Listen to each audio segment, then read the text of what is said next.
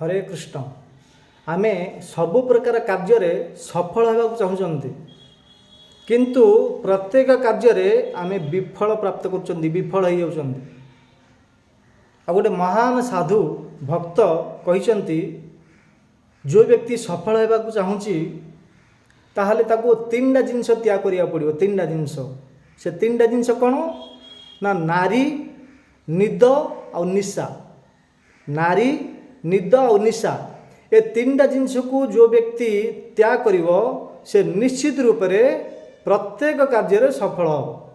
आइर किछि मध्य संशय नाही। तो आमे प्रत्येक कार्य विफल कहीं कहते तीन टा जिनस को आमे त्याग करना। जदि सफल होगा चाहूँगी ताहले आजिटू ए तीन टा जिनस को त्याग करंतु। आपण जो किछि भाबिचंती जो किछि स्वप्न देखिचंती प्रत्येक कार्य आपण सफल पाइबे। धन्यवाद। हरे कृष्ण।